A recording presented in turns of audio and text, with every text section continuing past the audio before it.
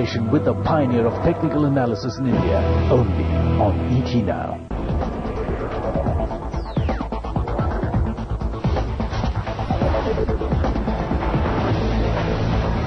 This is the Times Television Network, and you're watching ET Now.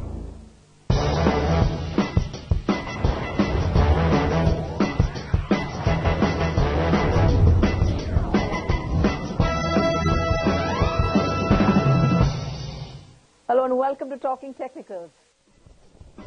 Welcome back. So I'm sure you thought of the question that we'd asked you, whether technical charts are only meant for short-term traders, and in fact the answer to that is that that statement is actually false, because charts are in fact very relevant even for the long-term investors. So make sure you pull up your charts before you punch in those trades. And talking about trades, let's look at a trade setup with candlesticks. Of course, they come in very handy for the short-term trader. What's the trade that you have in store for us, Doc? Yeah, I think I'll take a little bit of cue from what you said and show off an example which might be of even a longer term nature. And I picked the chart of Punj Lloyd to illustrate this example. I've just sort of rewound a little to the past, where Punj Lloyd was in the process of a decline, and I have drawn in a trend line here to show you the decline, right? And we are going to track it as it actually moved across. So here is where Punj Lloyd, when it surprised the street with a very, very strong fourth quarter result. Now you see the kind of candle. This is the kind of candle we have been talking about, a long body, nice range candle which breaks out of resistance. So this is placing candlestick in the context of support resistance. You have long-term resistance trend line, and this is a candle which breaks out of it, giving you very clear signal that it wants to go higher. So as it actually flows further, right, now we find that there is a reaction from it.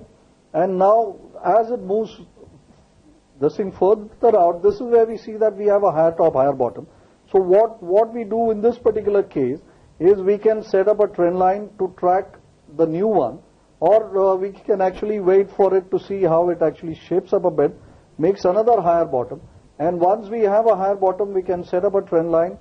And to this trend line, I can now add a kind of a channel, right? So now I have a support and a resistance which is actually panning out for Punj Lloyd. And as we see, Punj Lloyd has gone up and hit that particular channel line. So what we have here is something which emerges out, which was signaled by a candlestick. We had a buy in here. It puts in higher bottoms and into a support zone and a rise from there. So we get a second buy, and then we put in a channel parallel, and we get a trend line to also take profits. Take it to the top. So you would have bought it at 2 points then. Yeah, about 60, 62, between 60 and after 63. After your first break after the long body yes. And then on the first pullback I buy it. And then I buy it again once it seeks some amount of support at about 65. And then I'm out somewhere around 78 to 80. So okay, that's a nice trade of about, let's say 15 rupees. On a stock priced at about 65, that's about 15-20%. Good. Right there in a few days. Wow. Well, Doc, I think we've done a lot of candlestick charting for today. I think at this point I prefer a candlelit dinner, that's for sure. But I think we'll take a step back and see what we have in store for you from the mind of a trader. Here's our trader profile for the week.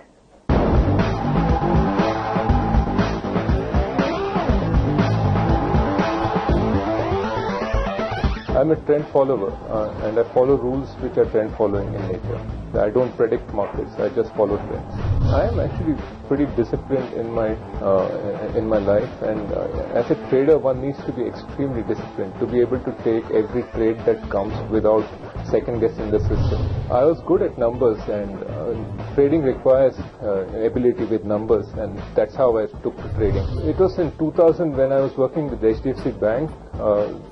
Banks, as you know, can only be long in the markets, and I actually made 20% return that year in a bear market by timing the market all through. It meant that I was out of the market for long periods of time and in the market for a period of a month or so, and still over the year made around 20%. That was actually for me one of my best trading.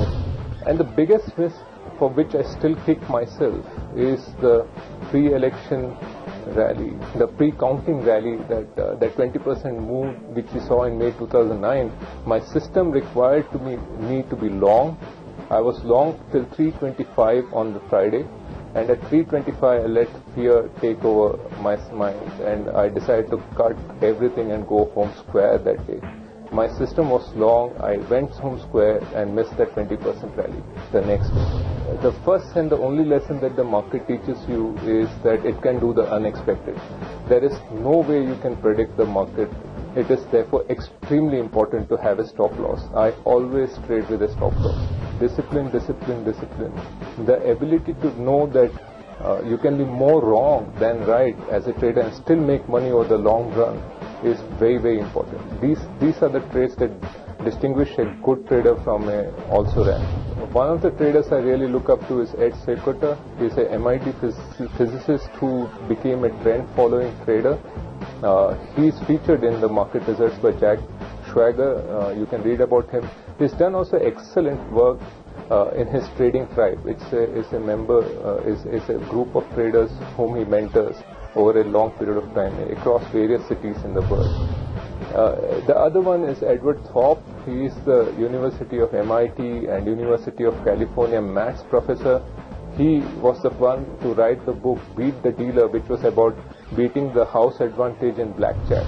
Mark Douglas is Disciplined Trader or Trading in the Zone. Both of them are by Mark Douglas. It's all about how to match a trader's personality with his trading style.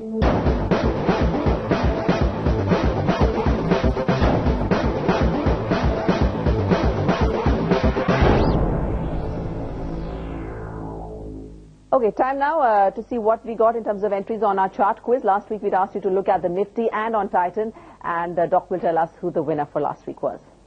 Okay, thanks for all the replies that you had sent in for Nifty Futures and Titan last week, which was the two sets of stocks that we had asked you. As usual, lots of replies and some mentions and a pick for this week. Two mentions I want to make are Atul Wawal from Pune and Deepak Modi from Mumbai.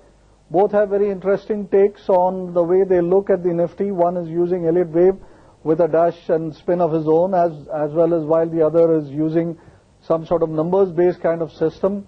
Both, I'm sure both are fairly effective, and you could use anything that works and which produces the results as long as it suits your personality and trading style. The one that I have picked for this week is Uday Dave from Vadodara. He has sent a very good piece of work. Good chart, well annotated, clear and concise, but with very, very precise kind of analysis. I really like the way that you had put together all the sets of pieces, connected the dots. Very clear in terms of what to do, when to do it, and what to expect in the immediate future and in the future. Very good work, Uday. First rate. You have the makings of a very good technical analysis. All the best.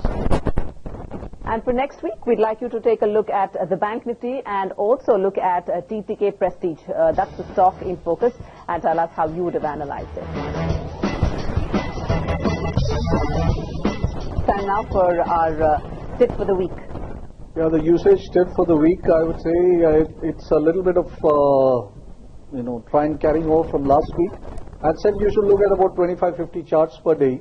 The easier way to choose this 25-50 charts is to use the query function on your software. Right? The query function shortlists it by various sets of criteria. So once you start using the query function, you will be able to come up with your 25 or 50 charts to look at on a daily basis. So concentrate on the query module of your software package. It will really be helpful in shortlisting good stocks. All right, then, with that, we've come to the end of the show. We hope you enjoyed our candlestick special. A whole lot more to come next week, so don't forget to tune in then. Till then, ciao.